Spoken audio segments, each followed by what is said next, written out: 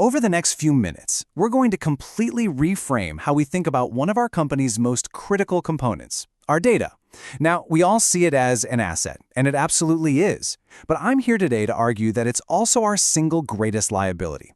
And it's one that requires a much more robust, strategic response than what we currently have in place. Okay, so here's our game plan. First, we're going to really define the problem, why our data has become such a major liability. Then, I'll lay out our three-part framework for defense. From there, we'll dive into the nitty-gritty, the three immediate actions we have to take around storage, access, and compliance. And finally, we'll wrap up by defining a very clear path forward for everyone here. All right, let's start by establishing the why. We generate and process a truly massive amount of information. But let's be perfectly clear, with every single byte we collect, we also inherit risk. It's time we start managing our data risk with the exact same seriousness we apply to our financial or operational planning. I want everyone to really consider this question. What is it? It's not a competitor. It's not a market shift. Right now, our single greatest point of exposure is our own data. If it's mishandled, it represents a critical vulnerability, a threat to our reputation, our finances, and most importantly, the trust our clients and partners place in us. So how in the world do we defend against this exposure? Well, that brings us to the what of our strategic response.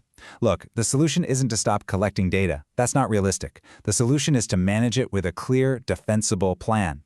And this isn't just an IT issue to be solved in a server room. This is a core business strategy.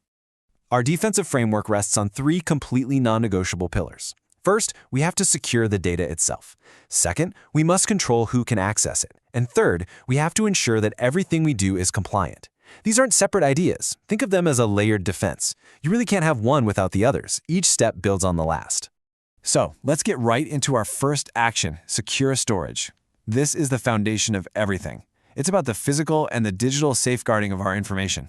If we don't get this right, honestly, nothing else we discuss today is going to matter. This is our absolute first line of defense.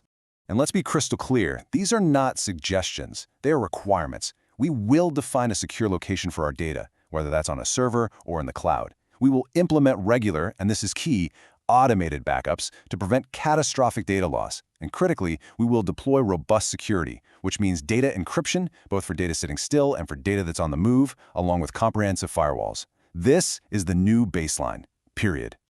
Okay, so our data is securely stored. Great.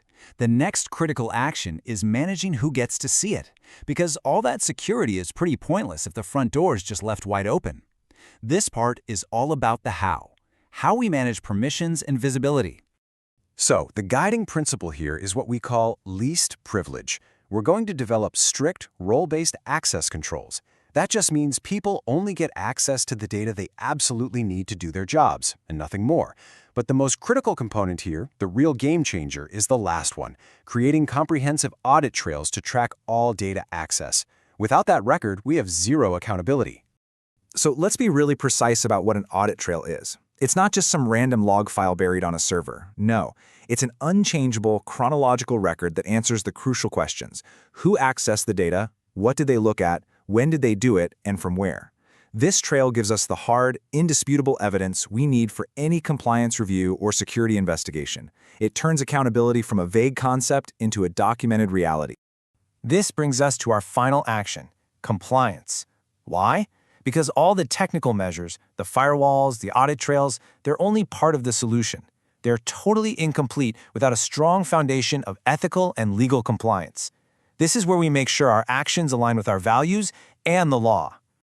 This quote, taken from our own guiding principles, gets right to the heart of the matter. Protecting confidentiality isn't just some box-ticking compliance task. It is the absolute foundation of the trust we have with our clients and our partners. Breaking that trust is a business risk just as potent as a financial one. It's simply non-negotiable.